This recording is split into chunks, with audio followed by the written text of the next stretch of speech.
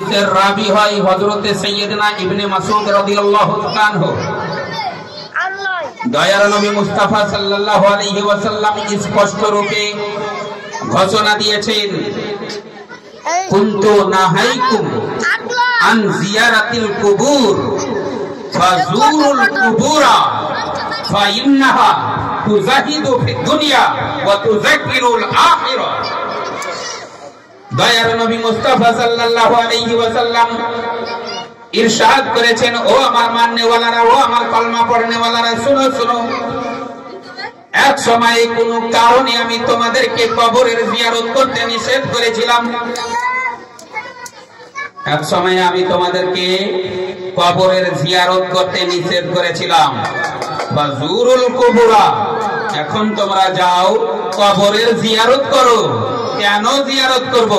ইয়া রাসূলুল্লাহ, ইয়া হাবিবাল্লাহ সাল্লাল্লাহু তাআলা আলাইহি ওয়াসাল্লাম, কবরের জিয়ারত কেন করব? দয়ার নবী সাল্লাল্লাহু আলাইহি ওয়াসাল্লাম জাহিরি দুইটি কারণ বলেছেন, দুইটি কারণ জাহির করেছেন।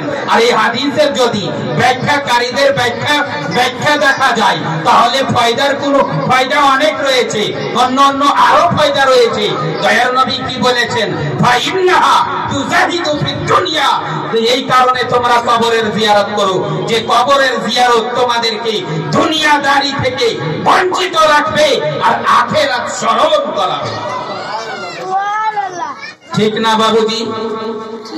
আপনার ভাইয়ের কবরের জিয়ারত করতে যাবেন, কবরের পাশে গিয়ে দাঁড়াবেন, তো আপনার অন্তরটা আপনাকে বলবে না যে দুনিয়াদারি করিও না, মিথ্যা কথা খবরদার বলিও না, গালিগুলোজ খবরদার করিও না, নামাজ খবরদার ছাড়িও না, রোজা খবরদার ছাড়িও না, জুয়ার আড্ডাতে খবরদার যাইও না, জুয়ার আড্ডাতে যাইও না, খোরাফাত করিও না, গুনার কাজ করিও না, কোন প্রকারের গুনার কাজ করার চেষ্টাও করিও না, এই জবান দ্বারা কোনো খারাপ শব্দ ব্যবহার করিও না।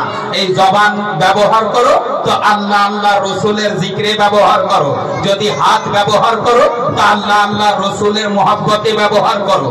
কেননা দেখো, আজকে তোমার ভাই যে তোমার চাইতে বেশি শক্তিশালী ছিল, যে তোমার চাইতে বেশি শক্তিশালী ছিল, বডি বিল্ডার ছিল, তোমার চাইতে তার শরীর বেশি মজবুত ছিল, তোমার চাইতে লম্বা ছিল, তোমার চাইতে মোটা ছিল, তোমার চাইতে বেশি ধনী ছিল, তোমার চাইতে বেশি কামানেওয়ালা ছিল, তোমার চাইতে ওর আওলাদ বেশি, তোমার চাইতে ওর জমি জায়দাদ বেশি।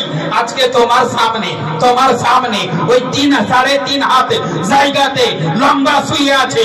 আজকে তার জন্য তার ছেলে কোনো কাজে আসে না, তার টাকা পয়সা কাজে আসে না, তার ধন সম্পদ কাজে আসে না, তার কোনো ধারণা শক্তিশালী আজকে কাজে আসে না। এই শোনো, তুমি আজকে কবর জিয়ারত করতে এসেছো, তো মনে রাখো, যদি তুমি এই জগৎ থেকে গুনাহগার হয়ে জগৎ ত্যাগ করে কবরে শুয়ে পড়ো, তাহলে তোমাকে কবরের আযাব ভোগ করতে হবে।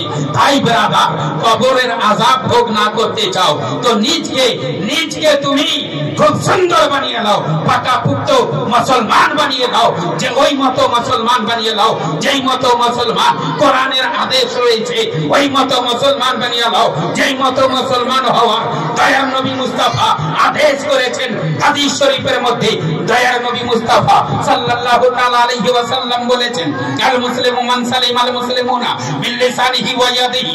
এই আমার মাননেওয়ালারা, এই আমার কলমা পড়নেওয়ালারা, শুনো, মুসলমান ওই ব্যক্তি হলো সঠিক মুসলমান, সেই ব্যক্তি যার হাত দ্বারা এবং জবান দ্বারা অন্য মুসলমানকে কোনো আঘাত হলো না, অন্য মুসলমান যার হাত এবং জবানের ব্যাপারে পরিপূর্ণভাবে সন্তুষ্ট রয়েছে।